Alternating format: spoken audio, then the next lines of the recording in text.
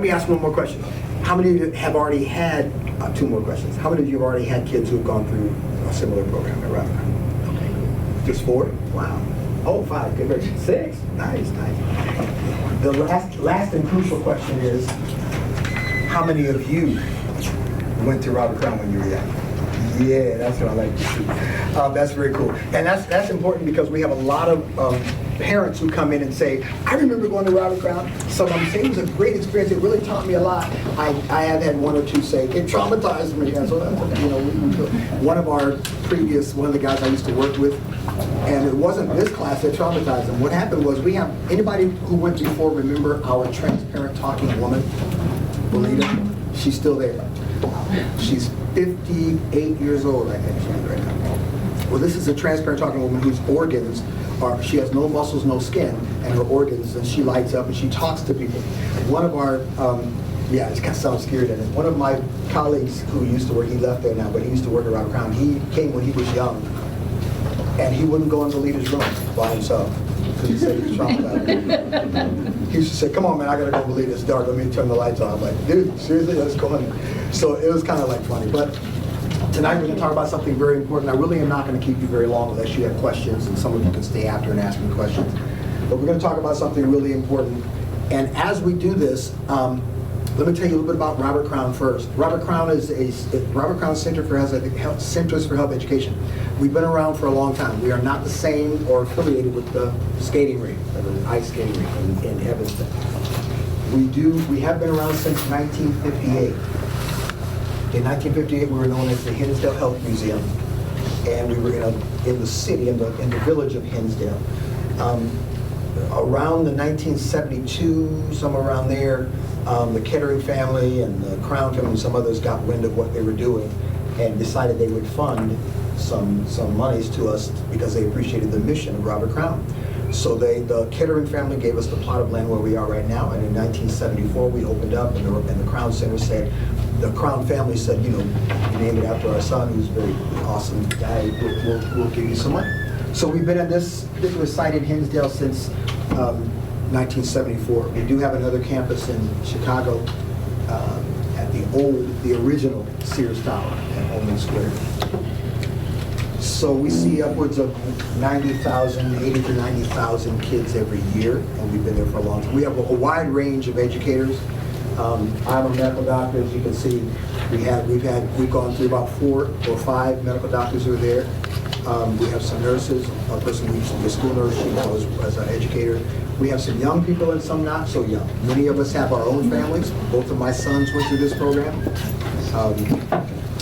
And some young people like to keep us in touch with things that are happening in our world today. So we have a wide range of educators, people who are familiar and like to bring specialty to what we do.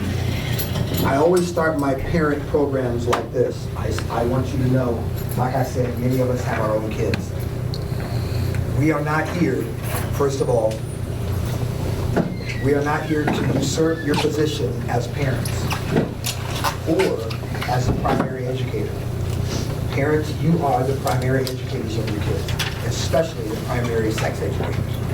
So when we talk about this topic, how life begins, it is a topic that's very important. We are here to augment, to assist you, to be an added resource for you.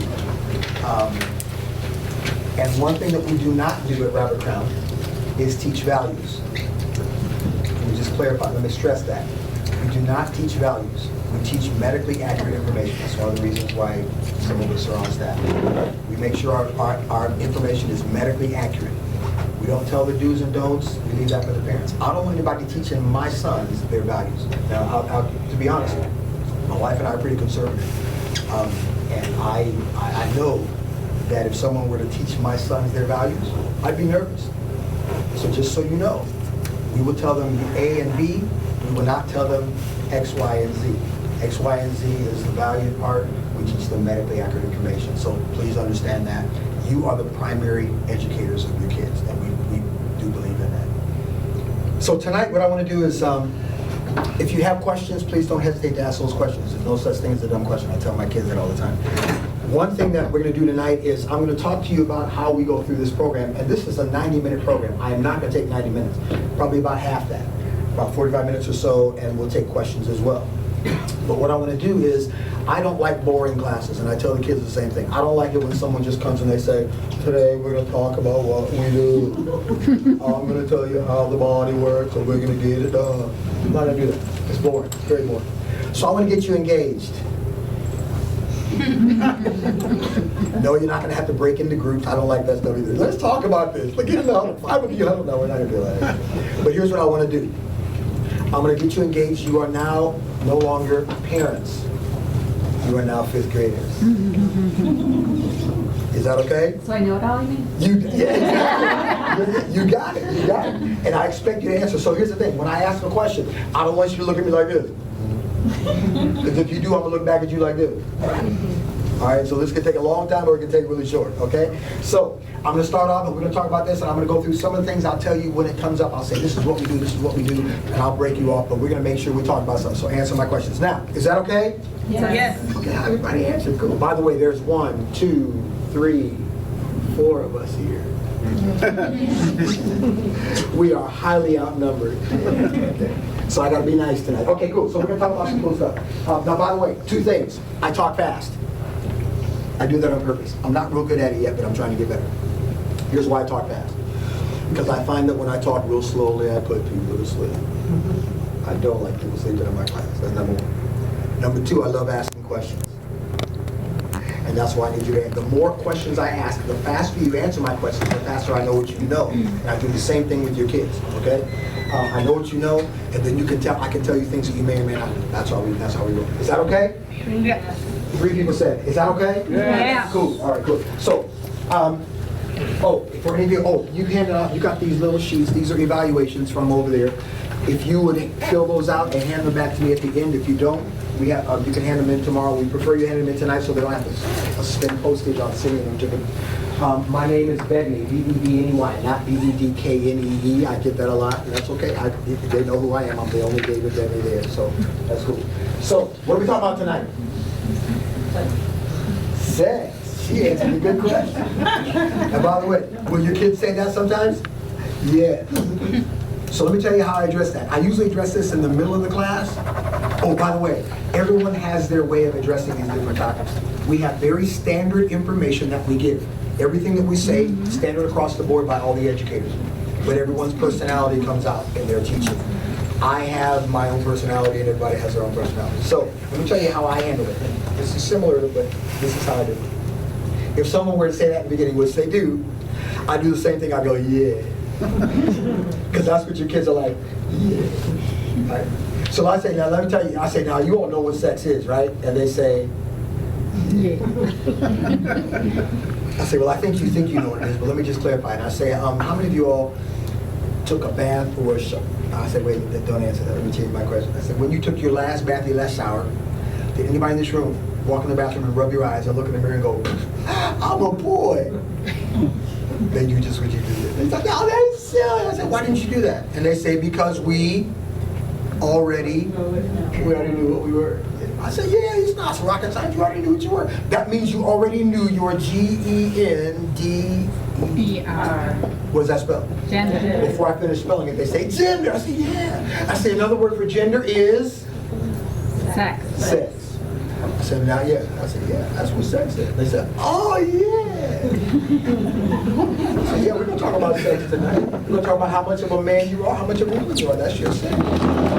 And I ask them another question. Things keep laughing. I say, you know what? How many of you all ever seen your parents or some adult filling out paperwork like applications? They say, yeah. I said, you ever seen at the top of that page? There's a 4-letter word spelled N-A-M-E. What's that spelled? Name. Name. I said, there's a 3-letter word at the top of that page. What's that 3-letter word? Sex. Sex. What are they asking for in that application? You're male. You're male or female. They're asking for your Gender. When your parents first picked up that application, did your parents look at that paper and go like this and go, hey, look at that word right there? No, I said, why not? I said, that's because your parents are mature. I said, so by the time you're in 5th grade like you, or 6th grade or 8th, 13th, go 6th, 5th grade. By the time you're in 5th grade, like you, every time you hear the word sex, the first thing that should come to your mind, well, it should not, that word should not always evoke a response that makes you go, ooh, sex. The first thing that should come to your mind should be G-E-N. Yeah. Sex means Gender. So we get that out of the way right at the beginning. Everything we do is a purpose. Nothing I do tonight, all the fun I joke around with the kids, nothing we do is wasted. Everything has a purpose. And by the way, I use the word, and that word was Mature. I never say the word. I always go Mature. mature. And every time I do that, sometimes they go, how come you can't say it? And I just ignore it. Because there's a reason why I do that. You'll find out later on. So we clarify that. Sex means gender. I do that in the middle. I'll show you where. But here's what I want to do. We're going to talk about sex. We're talking about how life begins. We're talking about what? We're talking about what? Life begins. How life begins. Now, whenever we talk about how life begins, there are a couple of things we're going to try to do. First of all, we're going to help you list, by the time that we're done, we're going to help you list the changes that happen during this special time in your life called Puberty. We're going to help you describe how puberty prepares the human body for the potential to Reproduce. I heard 3 people say that. We're going to help you identify the parts and functions of the human reproductive system.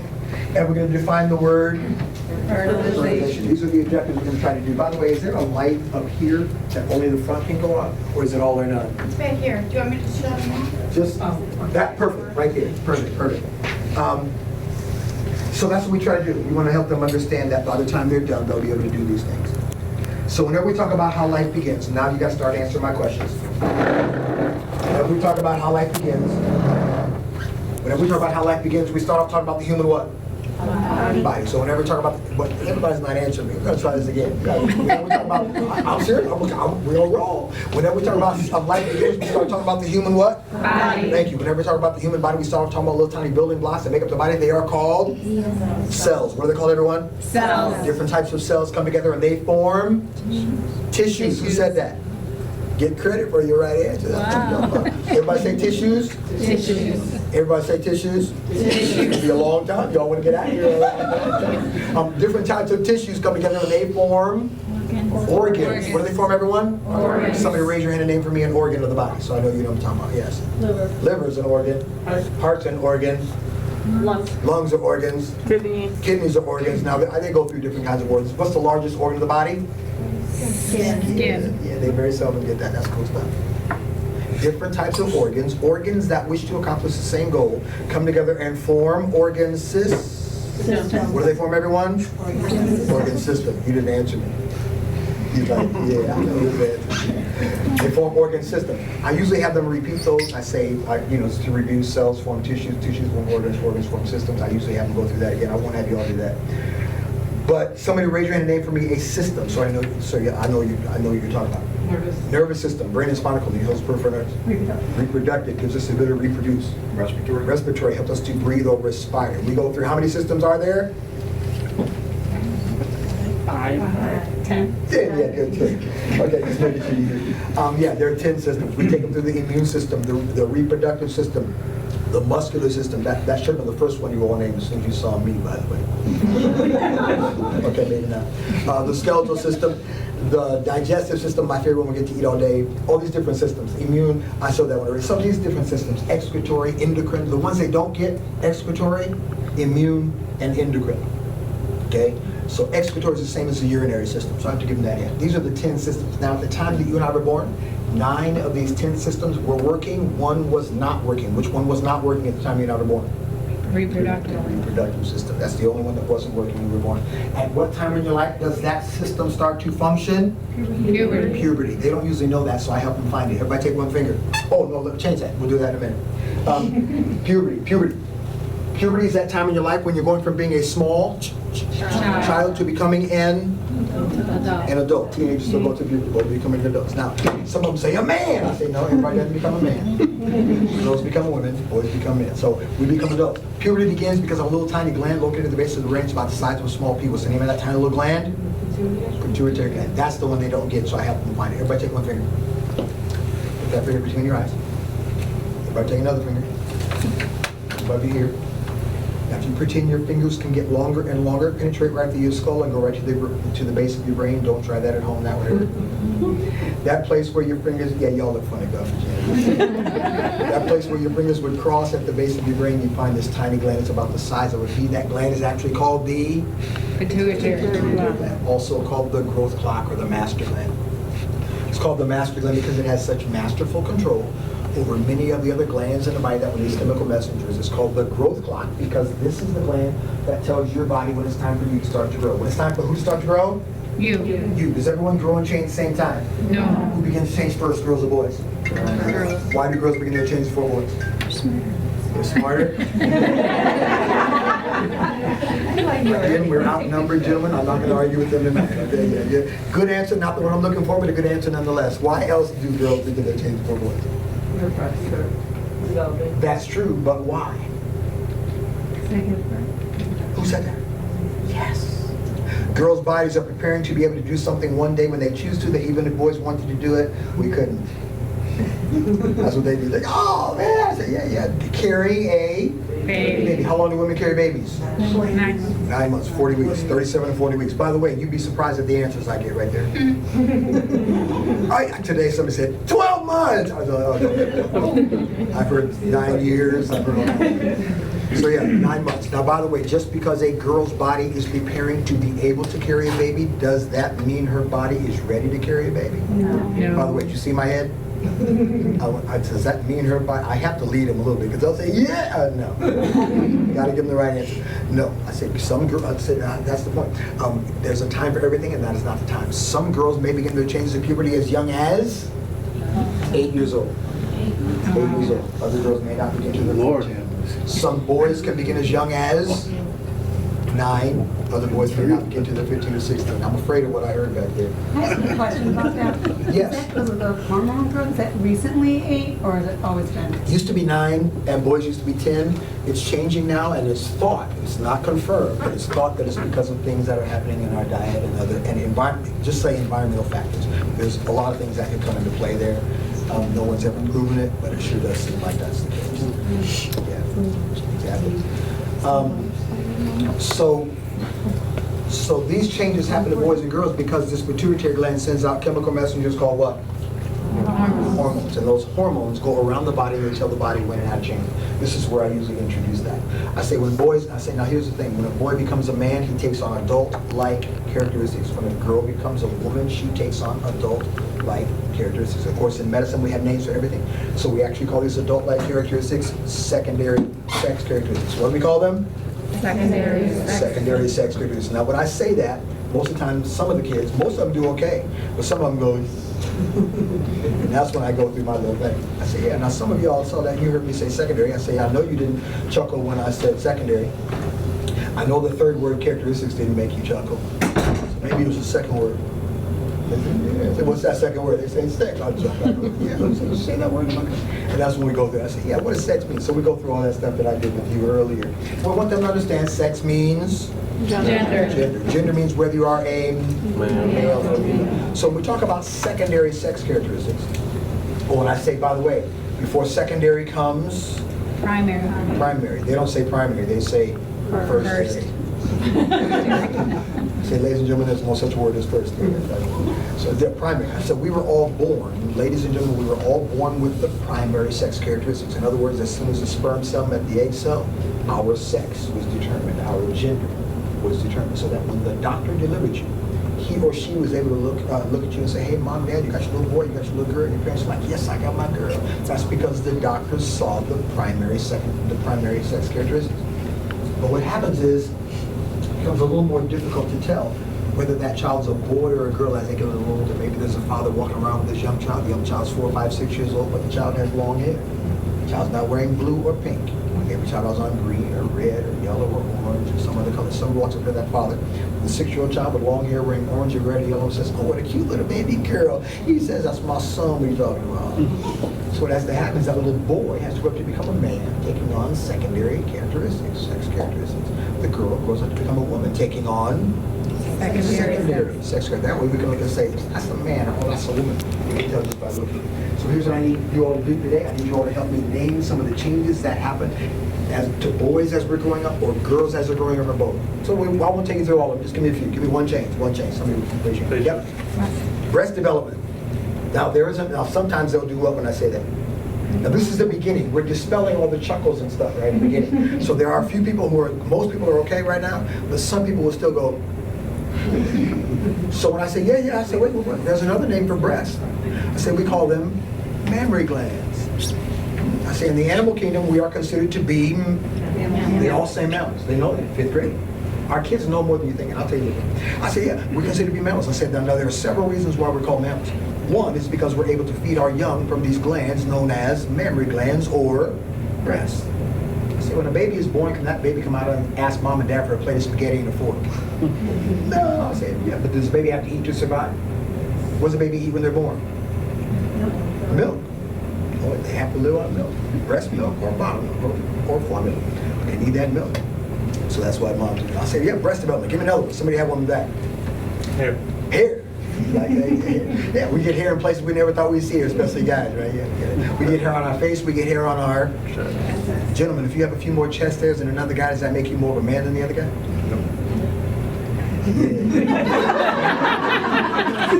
No, just make sure hair is kind of the girls and boys get hair under the arms. What do we call that?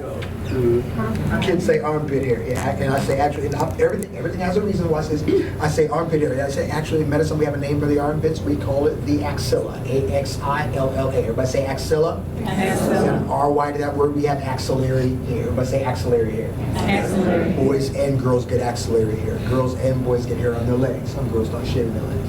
Boys and girls get hair around their private parts. We call that pubic hair. Some of them. I said, wait. Have I already used a word today that sounds kind of like pubic? Pubic.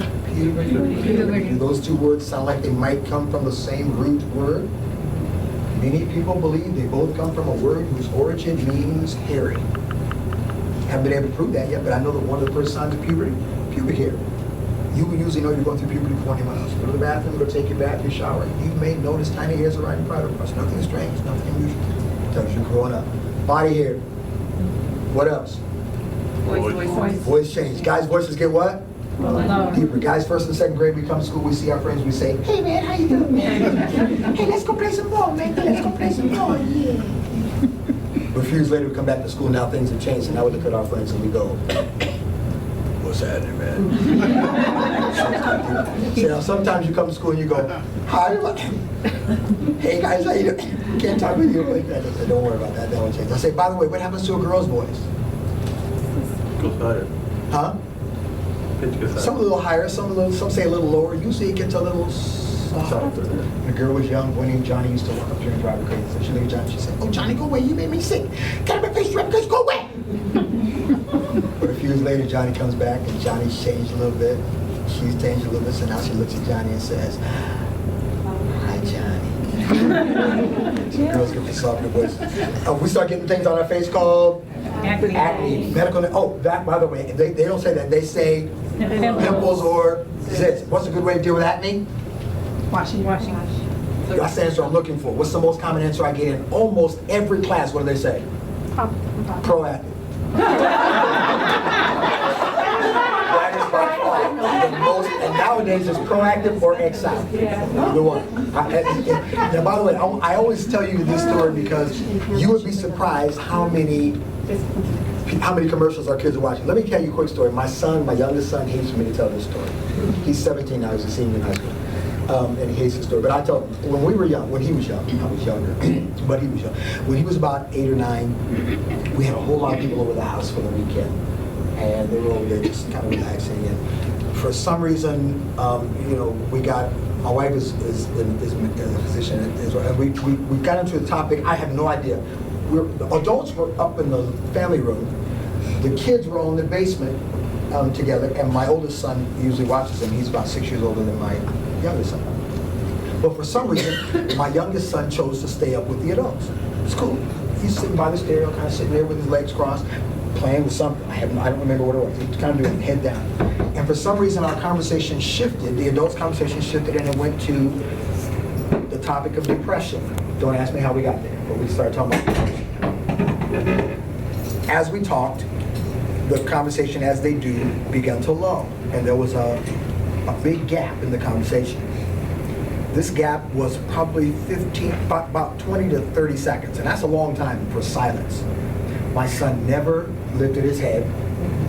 He never did anything except all of a sudden, from the silence, he's sitting there doing something. He says, from the stereo, sitting by himself with his legs crossed, he says,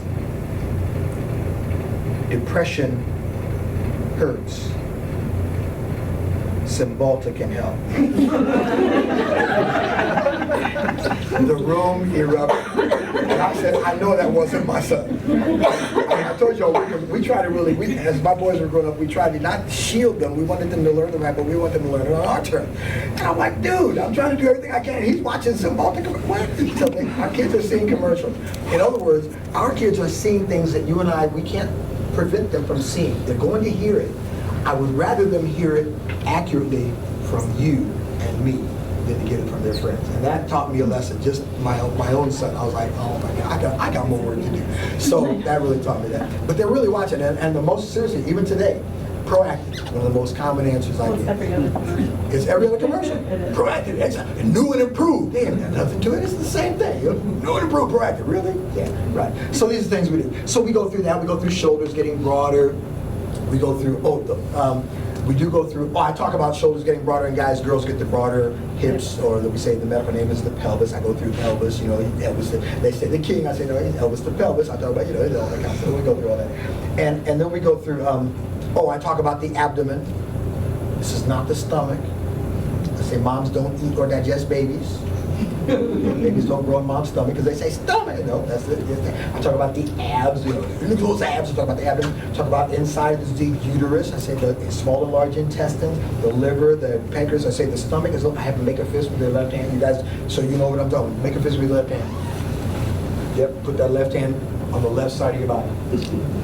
Not way over here, but right here at the base of your rib cage. That's approximately where your stomach is located. And that's just about the size of your stomach, which is really ridiculous. So next time if your kids come to you and they don't say my stomach hurts, but they say my intestines are hurting, don't freak out and take them to the ED. Now I tell them, I don't tell them that, but we tease them and we say, no, baby, if babies really grew in mom's stomach, pregnancy wouldn't look like that, it would look like this. That's a problem. And so we talk about that. So the last thing we do cover with them is sweat glands. And sweat glands begin to function really well. So this is when you guys come to school, you say, hey everybody, how you doing? Your friends go, my goodness, they put that on down. I say that can be embarrassing, so we want you to, if you haven't started doing so already, we'd like to recommend that you start taking a bath or a shower. If you take a bath or a shower, at least once every year or so, that'll make sure it doesn't have to. So they're like, well, no. I said, oh, I'm sorry, I didn't mean once a year. I mean once a month, you should be okay. They're like, no. I said, wait, once a week is good, right? Oh, how often? Every day. I said, yeah. I said, no, if you don't get anything else today, I want you to get this one for your own sakes and for you to teach you. Take a bath or a shower, not at most, at least once every day. Talk about using body wash, shampoo, soap, body wash. Get that body clean from head to toe. And afterwards you put on, talk about deodorant, means to working against odors. Antiperspirant works against sweating. Some people use an antiperspirant, some people use a deodorant, some people use a combination of the two. Talk to your parents or your guardians, they'll help you pick the product that's best for you. We bring y'all in right at the beginning. We don't say, I'll show you. No, it's not about her, it's about your parents and your guardians showing you what to do. Some parents are like, don't take a bath every day. And I tell them, I've had 1 or 2 kids say, my parents say your skin will dry out if you don't. I never argue with parents. We never argue with parents. If you don't want your kids taking a bath or shower every day, I tell them that you do what your parents tell you. That's what you're supposed to do. I say, now your parents will probably still recommend that you wash certain parts of your body every day. Okay, make sure you do that. So those are the parts that might smell your feet. My sons, I pick them up from a basketball game or something. They take their shoes off on the way home. I'm like, put those shoes back. Oh, Dad, we don't smell. Put the shoes back on. So these are some of the things we do. And we do have a lot of fun with them, but I want you to know we do some of these changes. Talk about growth spurt, girls grow before boys, body odor, acne, emotions. We do get into that a little bit, telling them we must learn to control our emotions, never allow your emotions to control you. We talk about it's okay to get angry, it's okay to be happy, sad, frustrated, confused. The emotion is not the problem, it's what we choose to do with that emotion that causes the problem. Even when I'm angry, there are several things I can do that are appropriate. Okay? I want to talk to somebody, to find a trusted adult, talk to my parent, talk to my guardian, talk to my trusted adult. They can help me work through that anger, work through that frustration. But if I start doing like this, or yelling and screaming, calling your name, that's a problem. You need to talk to somebody and help, allow them to help us to work through that anger, work through that frustration. Being happy. I give them that example. Happy is okay, but it's wrong if you're happy, so happy that you're talking to your friend in class when you're supposed to be listening to your teacher. You're going to be getting in trouble. You're going to be sent to the principal's office. You're not getting in trouble because you're happy. You get in trouble because you're allowing your emotion to control you instead of you controlling it. So we talk about that. We talk about body hair, voice change, breast tissue, and all this happens in the reproductive system. There are a few more changes that we talk about. But in order to understand, by the way, questions about anything so far? Are we good? Yes. This whole presentation, are the girls and boys together? Yes. Yes. Interesting. There are, and we find in this particular talk, it's actually best. It's actually best that way, because they, first of all, they do. Let me say this to you. You all won't believe me. I didn't believe it when I first started doing this years ago. But parents are more nervous about this than their kids. Don't get me wrong, kids are nervous. Kids are coming in like this. Stay over here, like that. By the time they're done, they're like, that was no big deal. And you'll see them coming out. Now, they may not talk to you. What'd you learn? Nothing. Did you like it? It was okay. But while you're there, they're like, yeah. And so yeah, but they are together. First of all, they can hear the questions that each other asks. And that really helps, because once one hand goes up, we don't have time to answer every question in the class. It's crazy. It only takes one. Sometimes in the beginning they're like this. But once we lighten them up and made them free, they start going like this and raising their hand a lot. So yeah. There's another class called the Anatomical program, which I don't think you all do, but in that one in 5th grade, we go more into puberty. Puberty is specific for girls, puberty is specific for boys. Talk about pads and tampons and talk about the period a lot more. We talk about it a little bit here and everything, but not as much as we do in that one. So that's where they can really get into it. Good question. Any more? Okay. So to introduce now, and by the way, I did say that word, we talk about that a lot. We say your parents let you come here because they know you are mature. Your teachers have brought you here because they believe you are mature. I'm teaching you because I also believe you are mature. So we're going to talk about that. We did that at the very beginning. So now we're getting to now they're very calm. By this time of the program, they're like, it's a game. So it's good. Now we bring in the meat. So I have to really, that's why we do all that other stuff, so they can now be relaxed. Because they're about to, one or two are going to be raising up a little bit more, but not me. Most of them. Oh, by the way, that mature thing allows them to police each other. Come on, man. Stop. Be mature. Right? And they're like, because if I didn't do that, some of them might just get away with it. The other ones will, and they do this. So it's kind of cool. So now we say, there are a couple of other changes that we need to talk about that happen to boys and girls, more specific to the reproductive system. But in order to understand these last few changes a little bit better, we need to have a little better understanding of how the body is put together. We call that anatomy. Anatomy is the study of how the body is put together. One of the things we all understand is that boys' bodies and girls' bodies look different from name in both the male and female. By the way, did you see how I did that? Where was the attention? You. On me. If I bless you, if I wait till and I say, now, everybody's looking up there, and everybody will feel free to go, but I put the picture up, so one at a time they're going to see this. Most people are looking at me, but on occasion they're going to go, one person, by the time the one person sees, a couple people see it, they're fine. One person might do that, and then somebody next to them will go, come on, man. And that's when they start policing. It's kind of cool. I mean, the dynamic is pretty amazing, what you see in the class. And after so many years of doing it, you really do understand that. I say now the left side, and if more people are chuckling than I think should, here's how I do this. Okay, now what we're looking at here are plastic models and drawings. And say now, the left side is the female, the right side is the male. So what we're going to do is, and they're like, no. Oh, wait, what? And that brings them back. I'm sorry, the left side is the Male. and the right side is the Female. So yeah, so the two bottom pictures are drawings. We kind of ignore those. The top pictures are the ones we want you to focus on. Now for you, I'm not gonna go through everything we do for them. But I want you to see, we do talk real body parts. We don't say, that thing right there, we don't do that. We talk penis, vagina, we talk about all that. So I'm just gonna tell you, we talk about this, we talk about these being sagittal sections or hemisections, like the hemisphere, hemisection, half of a sphere, okay? We talk about the brain having two sides. We go through these and we talk about this is the male, this is the female. We talk about 3 openings. We talk about turning this way, cutting in half. That's how we go through all this. We talk about 2 openings in the male, 3 in the oh, and by the way, this is where I say, if it's half of a body, if it's only half a body, and they're how do I say? I'm going fast, so I'm kind of missing this. I say if we're looking at half of a body, any structure that normally has 2 in the full body, you're only going to see 1 in the half body. I say such as the testicles. So normally you see 2, but here you're only seeing 1 because it's half a body. Any structure that normally has 1 in the full body, you're only going to see half in the half body, such as the bladder. It's only 1, so you're seeing half, and the uterus. It's only 1, so you're seeing half. I say now you'll notice also, ladies and gentlemen, that we only use correct medical terms for body parts in the body. So those are other names that you may have heard from your friends or in your neighborhood. Leave them in your neighborhood. Those names are silly and immature, so we don't use them here. So you heard me say testicles. That's what they're called, what we're going to call them. We're talking about the penis. We're talking about the breast development. That's how I say it. So those other names are silly. We don't use those here. And they're usually pretty good by now. Why did I do that? Because my next picture with the guys, we talk about boys first. What does that word say? Even y'all couldn't do it. You're like, what does that word say?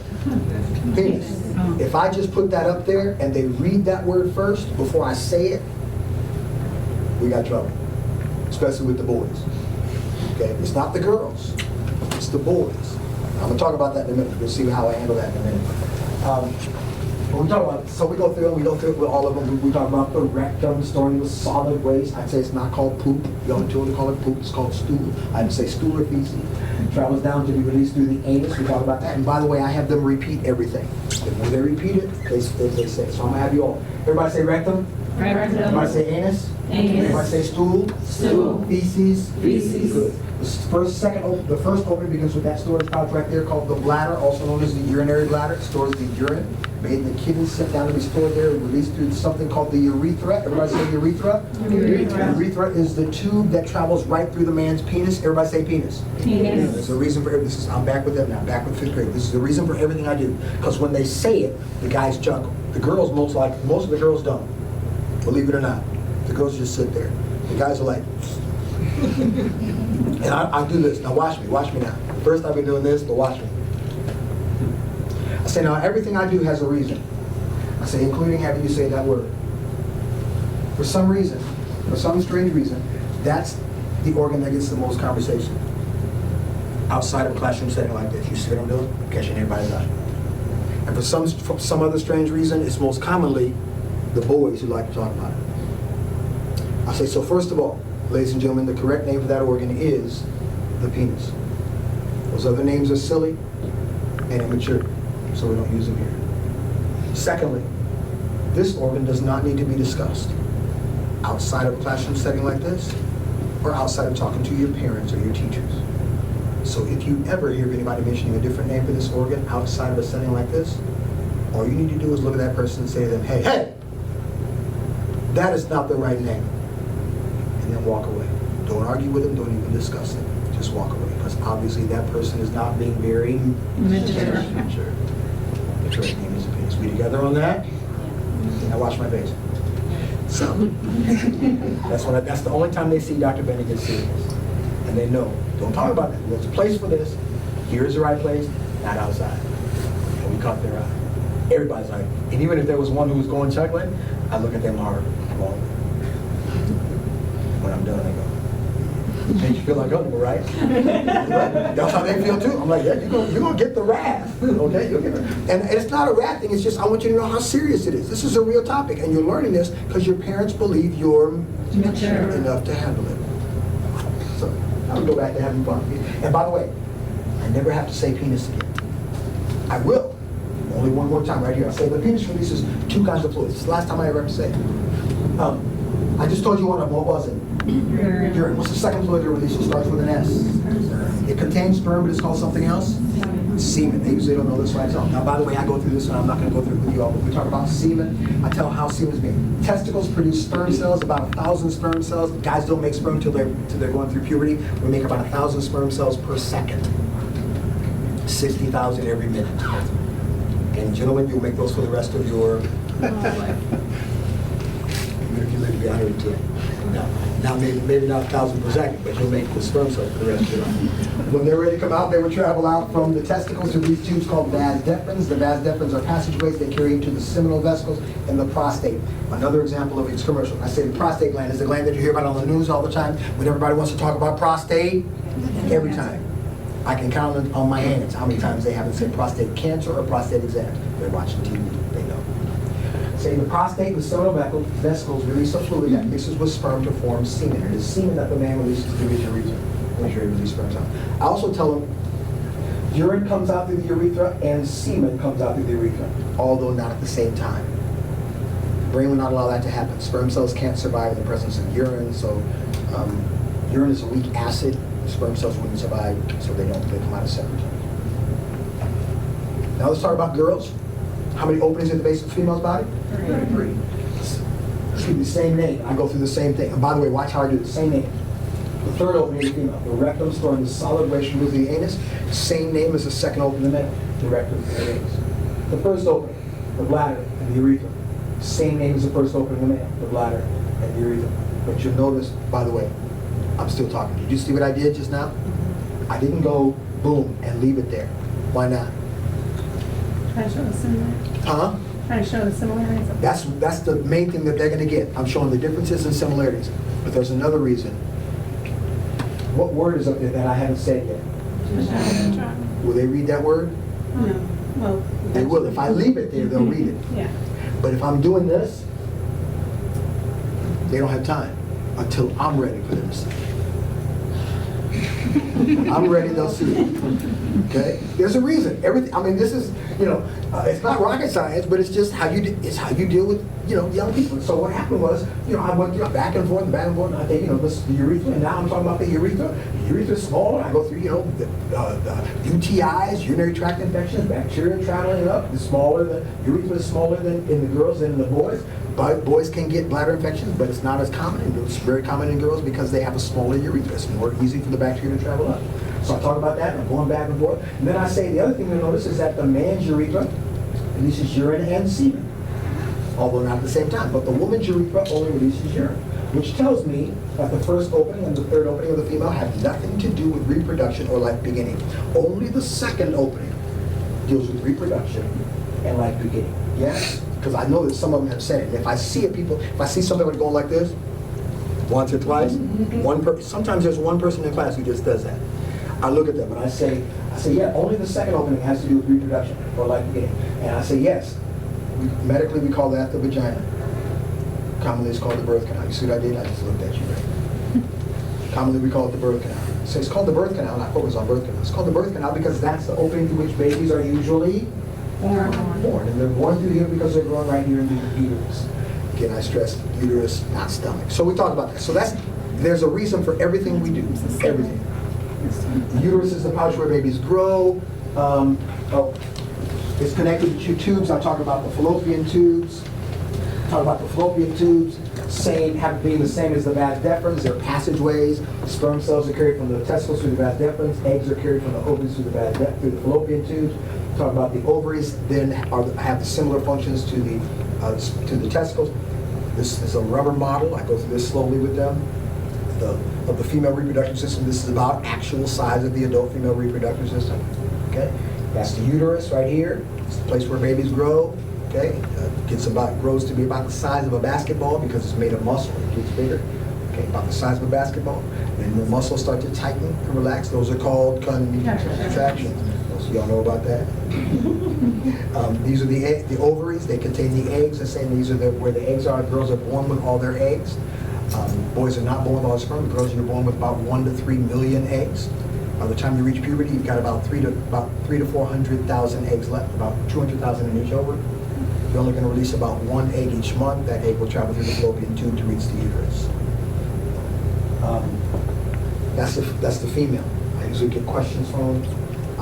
We're up to, okay. So we talk about this.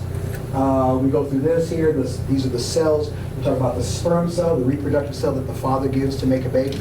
It has a head and a tail. It has one job, to find and fertilize the egg. I say, now, are we hatched like chickens? They say, no, it's not called an egg. It's called an ovum.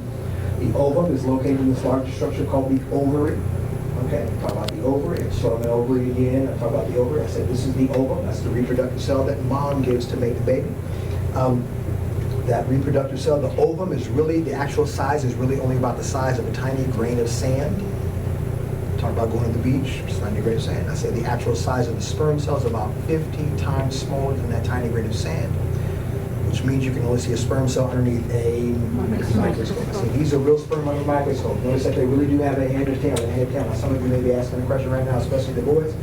Gentlemen, the answer to your question is no, gentlemen, your sperm cells do not glow. You're not that powerful. So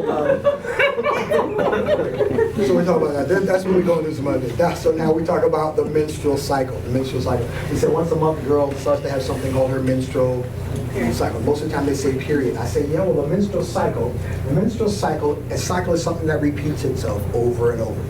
Within that menstrual cycle, there's something called the menstrual period, also known as menstruation, also known as the period.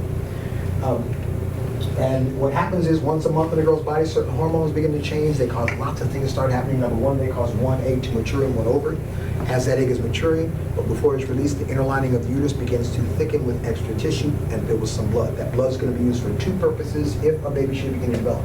It's going to be used to provide nutrients for the baby for 9 months and oxygen for the baby for 9 months. So when that egg is mature enough, that egg will be released from the ovary. That is called ovulation. Everyone say ovulation? Ovulation. Ovulation is when the egg is released from the ovary. It is then picked up by these finger-like structures on the end of the fallopian tube. Those finger-like structures grab that egg, pull it into the tube, and the egg starts to travel through the fallopian tube. If there are sperm cells present, those sperm cells will swim through the vagina, through the uterus, and meet the egg somewhere around here in the fallopian tube. That's where fertilization takes place. We'll talk about that in a minute. If there are no sperm cells present, that egg simply dissolves and disintegrates and dreams over the female's body. We used to think it survived long enough to come out with the menstrual flow. We now believe it just dissolves and disintegrates into the absorb. When that egg dissolves, is a baby going to form that month? No. The woman's body recognizes that. So in short, her body says, no baby's forming this month. We no longer need all that old tissue. And now it's old nutrients, old oxygen, old blood. Let's get rid of all that old stuff. We'll start again next month with fresh nutrients and oxygen in case the baby forms. So the hormone levels change again in that woman's body. That inner lining of the uterus sheds and comes out through the vagina. That's called her period. Every month, the woman releases the inner lining of the uterus. Next month, she builds up an entirely new lining in case a baby forms. We talk about the fact that about once every 28 days, 4 weeks times 7 days is 28. So about every 28 days, a woman will have a period. That's not exact. We'll say 2 or 3 weeks sometimes, 5 or 6 weeks sometimes. One this month, skip 2 or 3 months. May take several months, even up to a couple of years before she starts having a regular monthly period. So if the girl hasn't had her period by the age of 16, follow up with a doctor. Most likely everything is fine, but don't worry. Some of them have had them already. Some of them haven't. Not distressed. Talk about the yellow being the bleeding. Bleeds for 5 days, average. Some bleed for 2 or 3 days. Some bleed for 7 or 8 days, average. And then the egg is released here. I grew up with 4 sisters, and my sisters used to say, "How come boys don't have anything? Only girls have periods. Y'all are lucky. Y'all so lucky." Actually, boys have 2 things. So here's what I say. I say, guys, is there anything that? Oh, by the way, questions about this? Kind of go through it like that. It's kind of a matter of fact. We say, girls, I want you to understand that you're not the only ones who have to go through that. Boys have 2 things. One change happens to a boy when he goes home. He goes to bed at night. While he's in bed, he's probably sleeping. While he's sleeping, he's probably dreaming. While he's dreaming, something happens. When he wakes up in the morning, his jammies or boxes may be a little wet. He's sprung a leak. What happened that boy during the night? He had a wet dream. What do your kids say?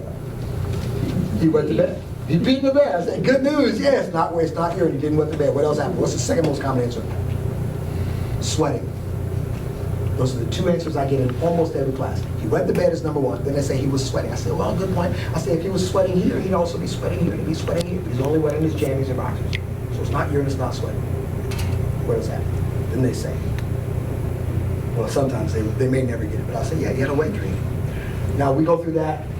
I won't go through a lot with you, but there are 2 things we talk about, wet dreams and spontaneous erections. Nocturnal means night, to emit means to release. nocturnal emission. It's releasing something at night while he's sleeping. Wet dream. Boxers were a little wet, probably dreaming when it happened. The good news is, I talk about myths, like myth busters, not like Greek mythology, but myth busters. It's not urine. Urine is, I go through it with them, I say urine is yellow, wet, warm water is smelly and soaks the bed. Semen is not yellow, it's grayish white. Semen is not watery, it's thick and kind of sticky, kind of like an applesauce thickness or a thickness. Semen is not going to soak the bed, there's less than a teaspoonful. Guys, sorry, there's only about a half a teaspoon to a teaspoon.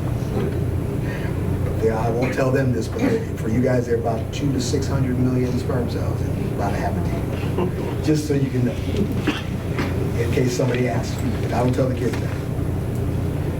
Half a teaspoonful, spot on your sheets. You're not going to soak the bed. Still got to take your shower, change your sheets. I told them that. So you just get up and go to school, take your shower, change your sheets. It's not going to soak the bed, and it doesn't smell like urine. So I make sure, guys, you can understand. This does not mean you wet the bed. It doesn't mean something strange has happened to you. It happens just telling you you're growing up, becoming a man. And it doesn't mean you're dreaming about a girl. The older brothers would tell you, ooh, no, doesn't mean that. It might have been, but he also might have been dreaming about macaroni and cheese. That's pretty bad. Been dreaming about basketball, field trips, spelling tests. The name most likely comes from the most likely stage of sleep that he was in when it was released.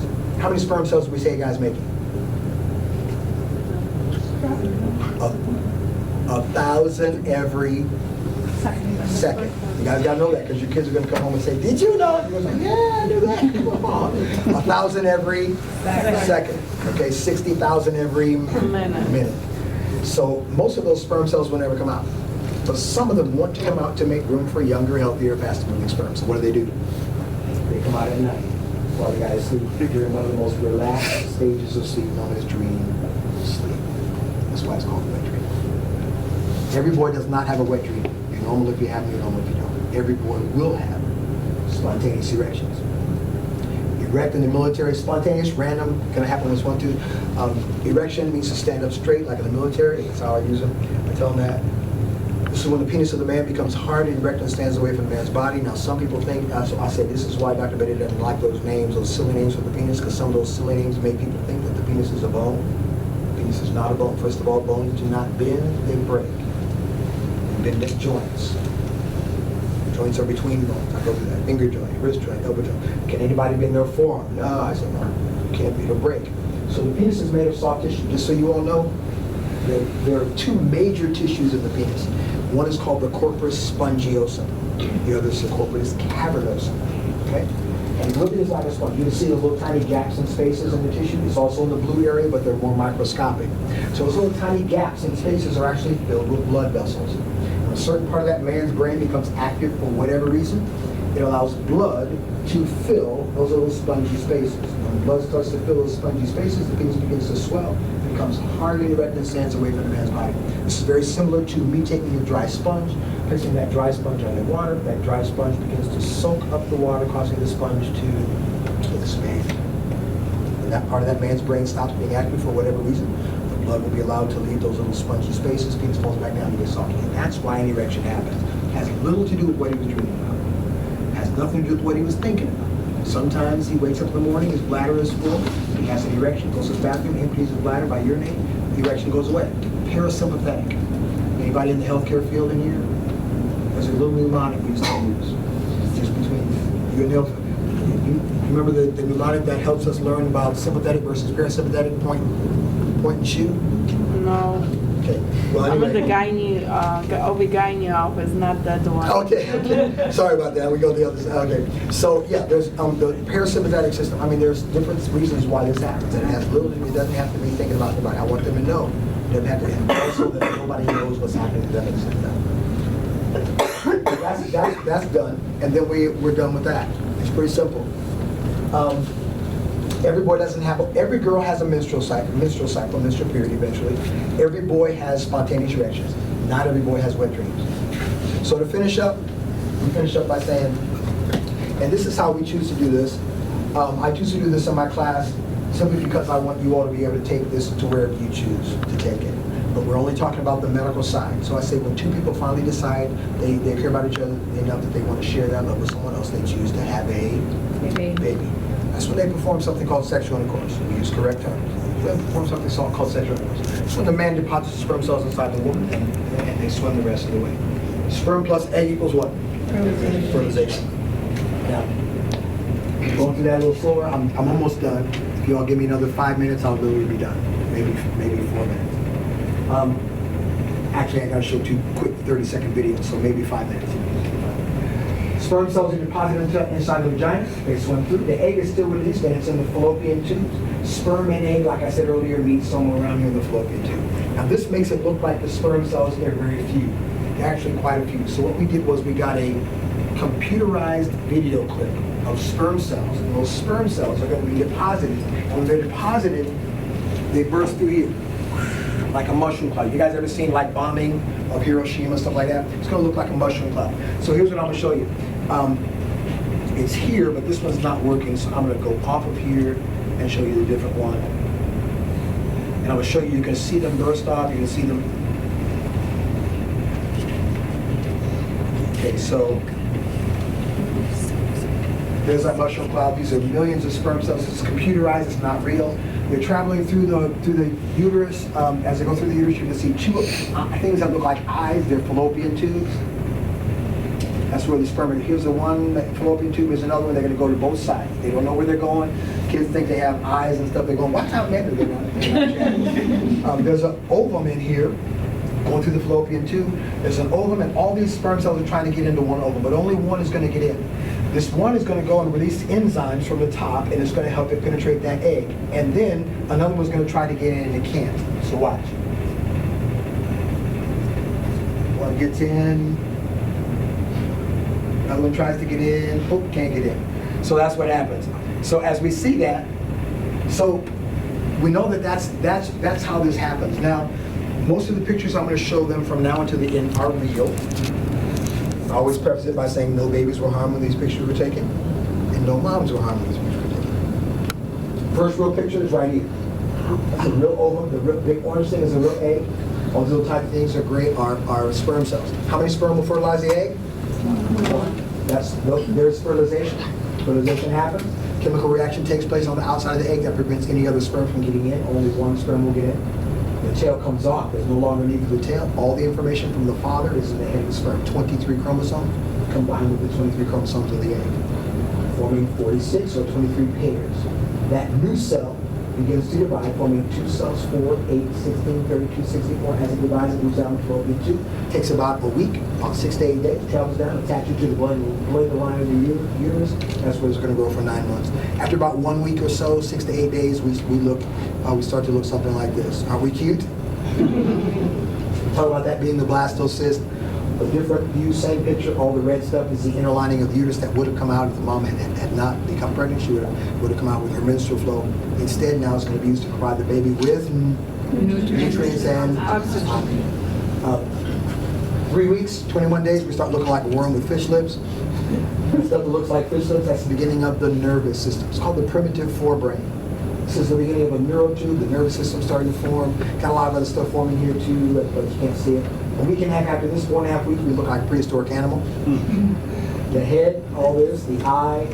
What do they think this is? It's white stuff. Teeth. They think it's teeth. I was telling them it's kind of hard to have teeth down here. The head is up here. That's the beginning of the vertebral column. Okay, the spine is forming. Arm buds or leg buds. That's 4.5 weeks. 5 weeks. There's an arm bud. Looks like a fin, but it's actually an arm bud. 5.5 weeks, we start to look like this. We're looking a little more human. There's the head, there's the eye, arm bud, leg bud, spinal cord, a 4-chambered heart right in here. 4-chambered heart that's already beating at 5.5 weeks. Very cool. I'm going to zoom in on the hands. And at 5.5 weeks, you can see that this little embryo by 5.5 weeks already has fingers. There we go. The kids go, oh! Now look how much we changed in 1 week, 5.5 weeks to 6.5 weeks. Boom, that's how much we changed.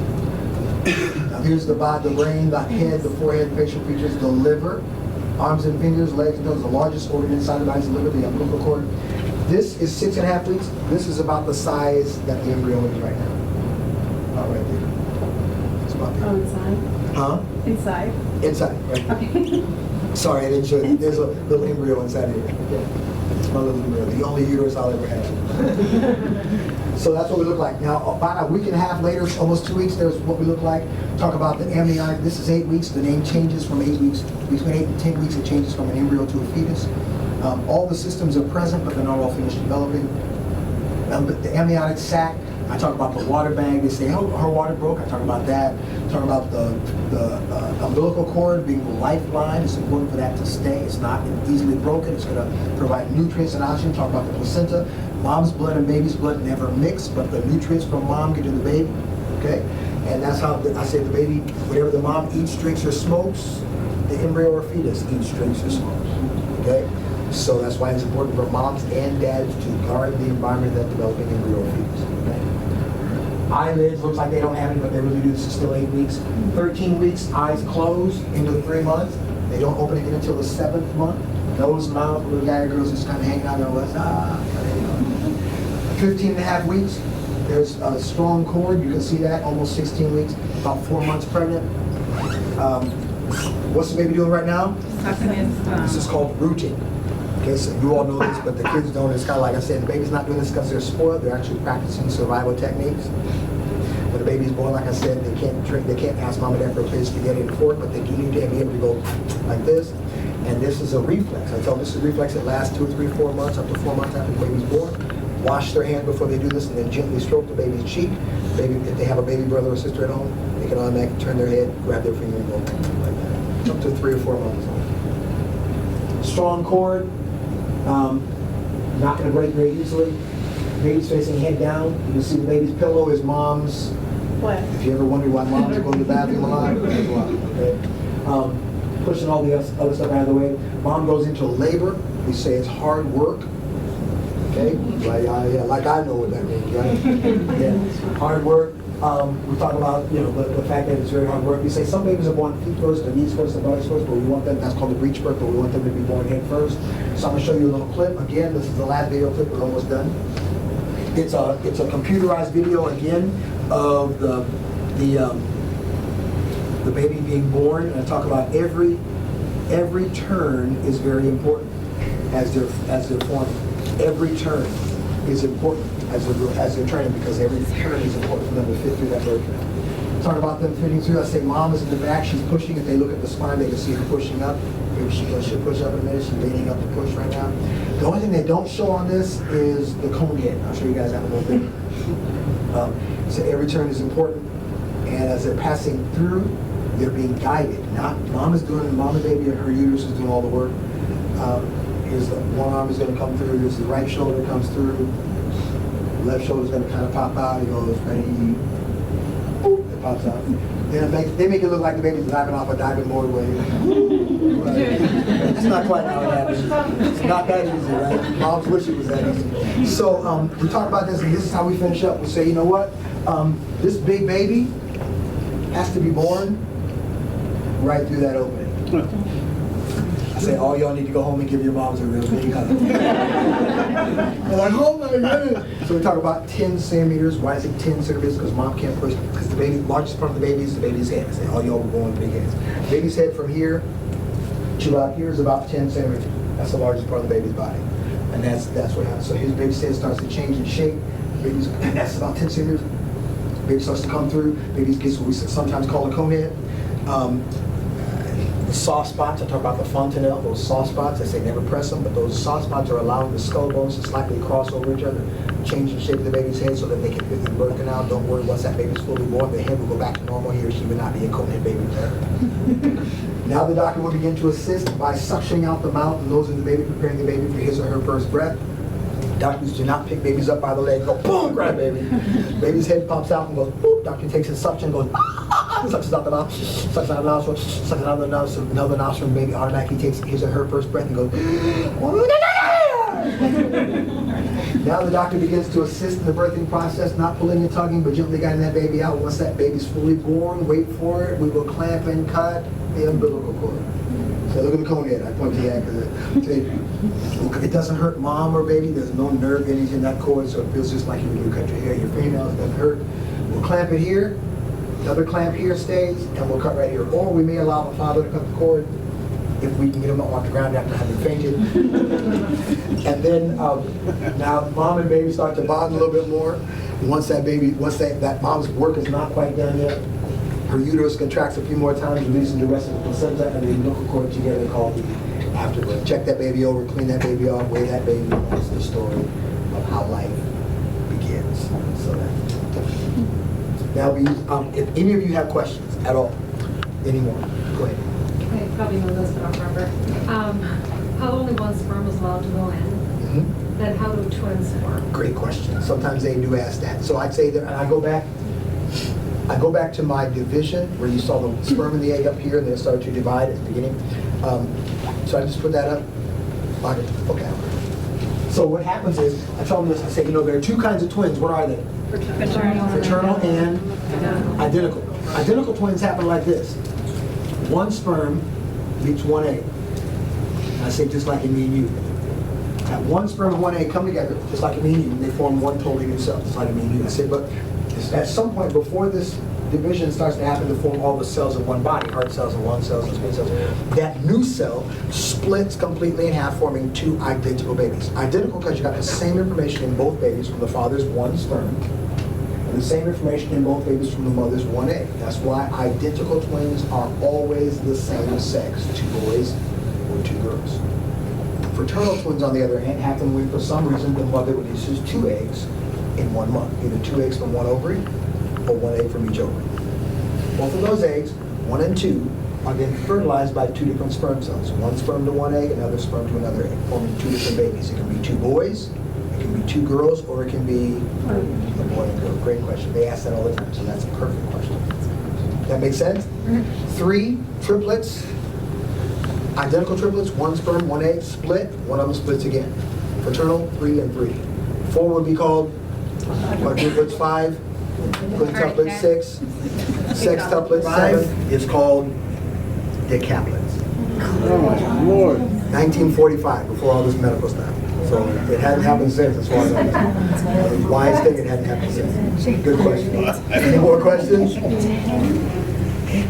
Yes. The reason why I ended up coming tonight is, so I was talking to a couple of other friends, and I'm like, I want to see some of these videos maybe that they're showing. Well, all of a sudden, I'm on YouTube, and I see these videos that these young boys made from after coming to this 5th grade. They said they were 5th graders, and I was very Came disturbed. to our class? Yes, Robert Crown. If you look it up, Okay. there's videos out there. Okay. I was very, very disturbed by what these boys were doing Sure. and talking about. Interesting. And so, is there different classes? Because this was very This is scientific, it. this was very innocent, this was... This is what we teach.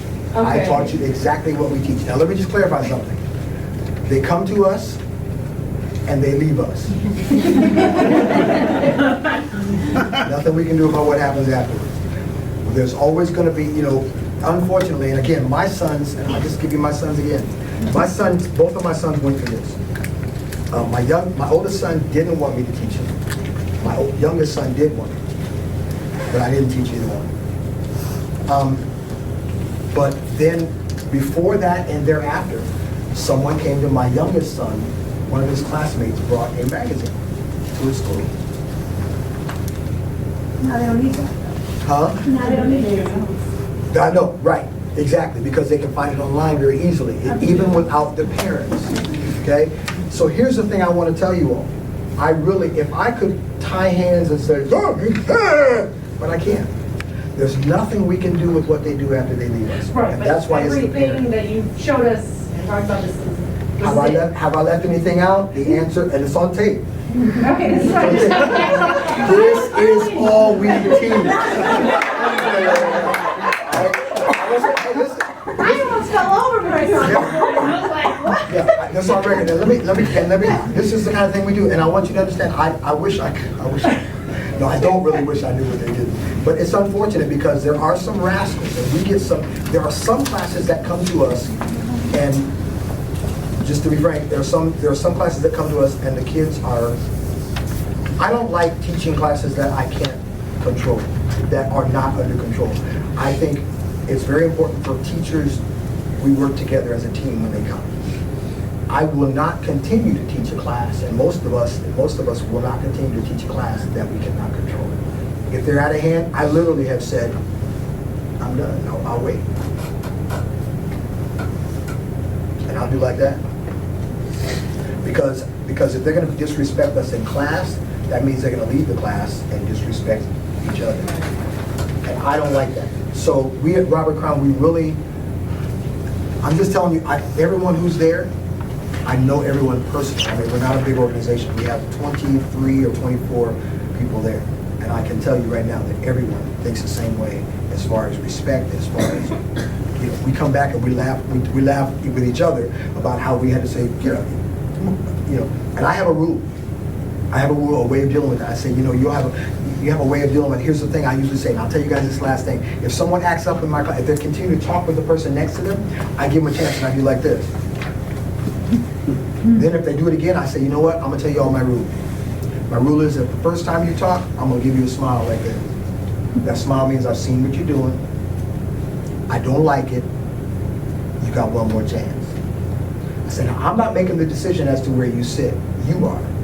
Because you're mature. I said, now you're making this decision.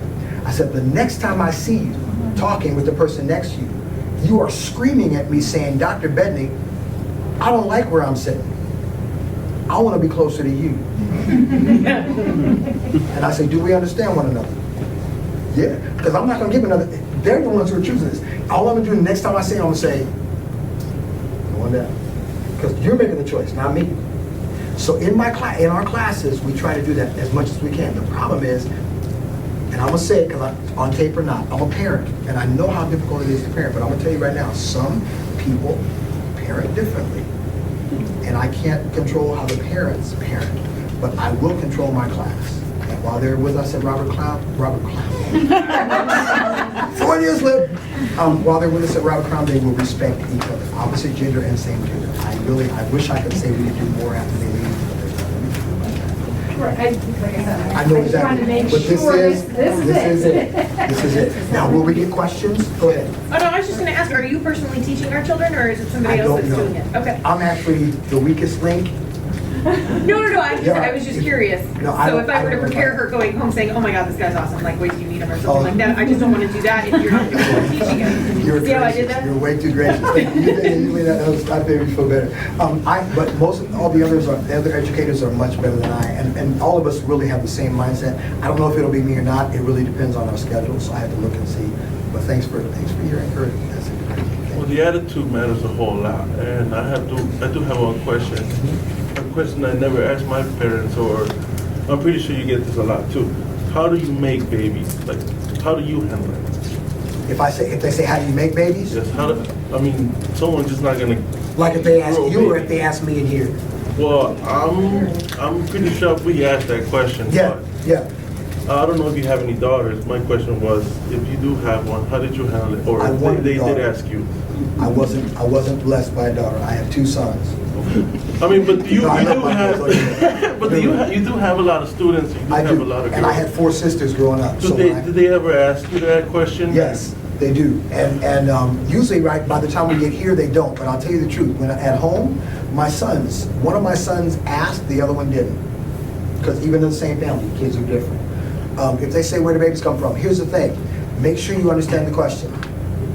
Because at a certain age, they may be saying, where do babies come from? The hospital? New Jersey? Did a stork bring them? You know, and you may start waxing eloquent, and they're like, and kids will turn you, it's a great question, but kids will shut you down when they're done. You may not, maybe you'll realize that already. If you start talking too much, you ever seen Charlie Brown? Womp, right? And to be honest with you, here's the simplest answer. If they want more, they'll ask you. You can say, if you say, do you mean here, or do you mean where they come from, like the hospital? Clarify first. Right. And then if they say, no, how do you make a baby? Tell them. Sperm and an egg come together. Sperm from dad, egg from mom come together, and they come together to make me and you.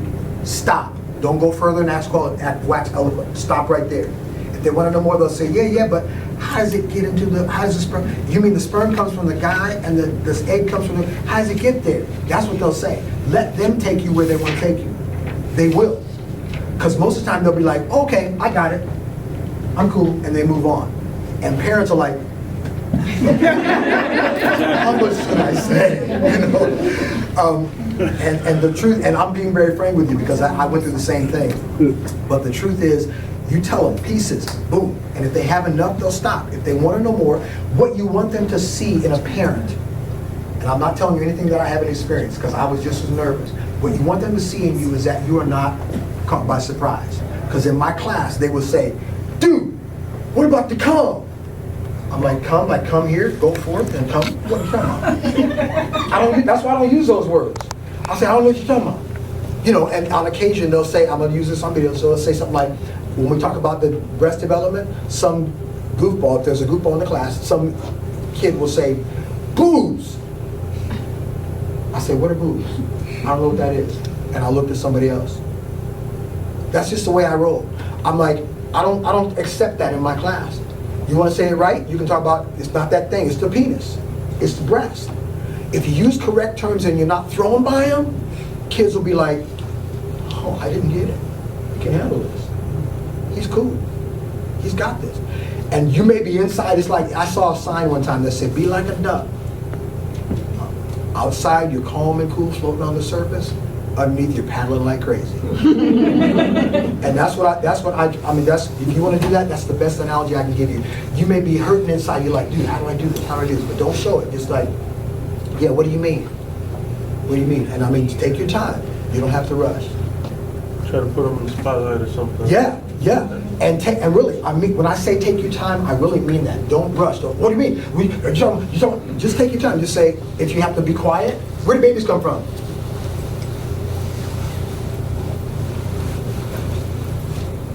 Do you mean like the hospital? You say how long it took? Don't feel like silence is, they're gonna wait. They'll wait, and they'll know that you're ready, you're thinking. You mean like a sperm and an egg? Or you mean like, did we move from Arizona? What are you talking about? Because they might mean that. Seriously, great question. I do get that. And that's how we handle it. One at a time, give them a little bit, let them ask for more. So give them comfort, feel mature and all that understanding. Now I know some of you have to leave. Let me say one more thing. There are times, I should tell you this, because there are times when we do get that, I'm going to change the question. Because once we've gone through this, here's what we get. There are times when we get a question that says, oh, and by the way, let me just preface this.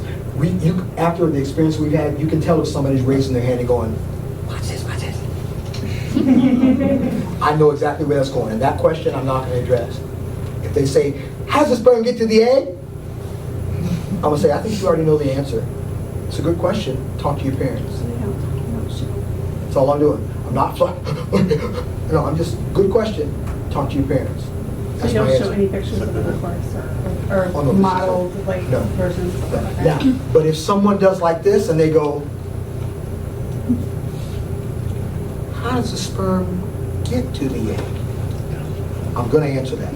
And there are 3 ways that we answer this. The first way, I've already told, the first way I say is during sexual intercourse, the sperm cells are deposited from the man into the woman, and they swim the rest of the way. Most of the time before I finish that sentence, they're like, okay, I got it. And they're done. If they don't, a few minutes later, they'll go, and I can see it in their face. You see my face? But how does it get there? I'll take them one step further. I'll say, during sexual intercourse, the sperm cells are deposited from the penis into the vagina, and they swim the rest of the way.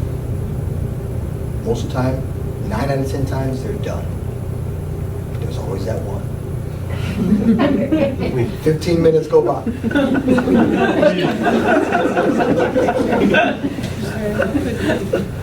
But how does it get there? And here's the answer. It's a standard across at Robert Crown. Here's the standard answer. That's a great question. Talk to you. Here's why we do that. We're not going to take them any further. I told you, they're going to start getting into values and stuff, and we're not going to take them there. Sorry, you all thought you were getting out of this. That's you. We're not going to take them further than that. We told them the facts. You can take them as far or not as far as you want them to go. That's one. I know you gotta go, I'm sleeping. I'm sorry, we just gotta pick up our son from wrestling. Please I do. apologize. Listen, Thank you, it if was you very turn, helpful. my pleasure. If you want to turn that little sheet in, leave it with them, that'd be great. Anyone else need to go? We're almost done. We're gonna be out in 30 seconds. We're going Do in. you allow other kids to answer? No, Like, no. Somebody might say, I know. I say, that's good. I'm glad you know. Listen to my answer. No, because they might come up. I also tell them when they leave our class, I say, do not ask older brothers and sisters. But my sister, my sister, and let me tell you why I do that. And I tell them the same thing. I say, listen, I'm the youngest of 7. Okay? I had a rough life growing up. I'll tell you right now. My older brothers taught me a whole lot of stuff when I was young that when I became an adult, I had to unlearn. I went to med school to unlearn. But I'm just saying, people will tell you things and they're like, babies, that's what they get. So I tell them, don't. I say, if you will ask your parents. If they say you can talk to your older brother and sister, or if your older brother and sister offer you information, don't believe it. Go to them and talk to your parents and run it by them before you believe anything older siblings will say, because they'll try to draw stuff out of you. So never let them talk to their older brothers and sisters. Yes? Can you talk about masturbation at all? I can probably count on one hand in 10 years the times that has come up. I didn't know if maybe you added it to the part about puberty or the No. wet dream section. If we get a question about masturbation, there are a couple ways we handle that. First thing we say is, the bottom line is masturbation is when a person handles their private parts. And we say, sometimes if we're in a boy-girl separate situation like Lynn and Michael, I may say to the point of releasing semen, but we don't necessarily do that. But I usually say the bottom line is that's something that parents will usually decide, or parents will tell you whether they think it's right or not right or whatever. The bottom line is you're not going to get sick, you're not going to go insane, you're not going to go hairs on your palms, hairs on your hands. You're not going to do any of that. None of that's going to happen to you, but talk to your parents and see what they feel about that. That's how we do that. If you have more questions, I'm throwing my stuff down. Please feel free to stay. But ladies and gentlemen, I've kept you much longer than I expected. Thank you all very much. Come and see me afterwards. I'll talk to you. Thank you. Thank you.